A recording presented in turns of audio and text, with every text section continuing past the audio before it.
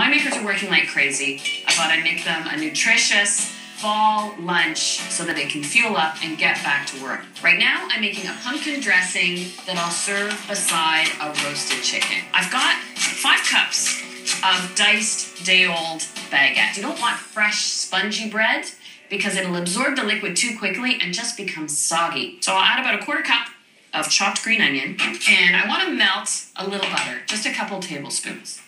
It sort of coats the bread and adds a little bit of richness. Just get that melted.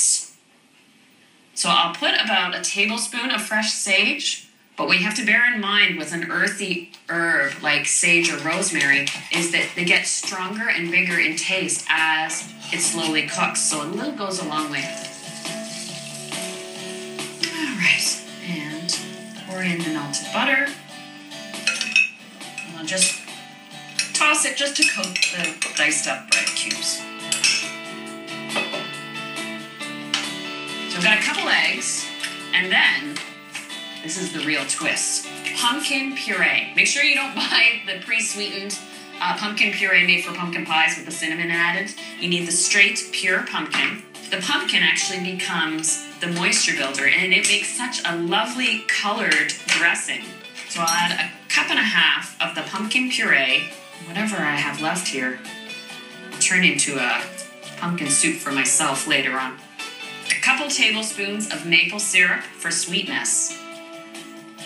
1/4 teaspoon of salt. And I'll whisk this together. So using pumpkin puree as opposed to chicken stock or milk makes a thicker base than you would normally find. So what I have to do is allow time for this pumpkin to soak into the day-old bread. When you cut into the bread pudding, I want it to be orange all the way through. And so if I were to bake it just like this now, you would see the orange around the bread pieces, but the bread itself would still be white. So I need to let this sit for about 15 minutes, and then I'll be ready to add the remaining ingredients.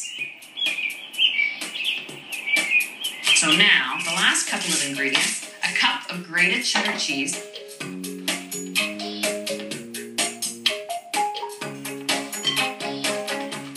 I've already toasted my pecans in a 350 oven, so I've left the oven at 350 because that's the temperature that I'll bake the dressing and the chicken at. So I'm going to put 1/2 cup in. I have to admit, this is one of my mom's favorite dressing recipes. When she comes over in the fall, when my mom and dad come over, this is usually what she likes to ask for. So I've greased this 8-inch pan. I use those last remaining pecans on top. And because of the density of the dressing, you do have to give it a good 45 minutes in the oven. And I test its doneness by pressing the center of it. When it springs back, then I know it's fully cooked. Roasted chicken, one of my favorites. It's the simplicity that makes it so satisfying. So I line the bottom of the pan with onion. That way the chicken won't stick to the bottom of the pan. Plus, if you're making pan sauce, a gravy, then you've got caramelized onions that have been slow roasted with the chicken to work into the sauce.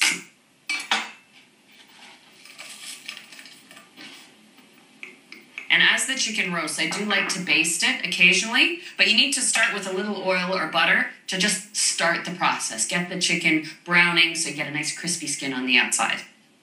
I'll put some salt and pepper together.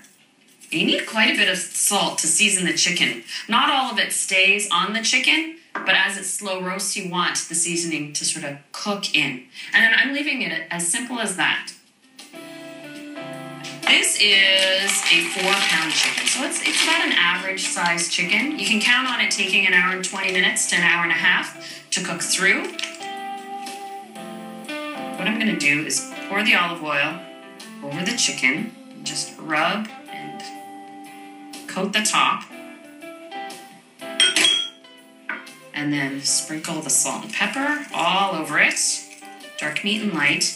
And what I plan on doing is actually breaking down the chicken here after it's cooked, putting it on a platter.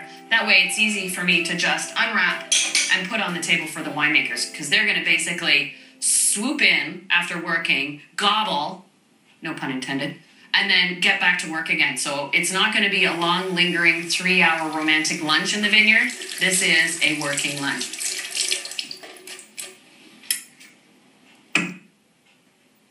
So get this in the oven. About 20 minutes. That will start filling the house with the fragrance of roasting chicken, which is good because that'll draw Michael down here to keep an eye on it while I head out to buy some beets for my vegetable salad.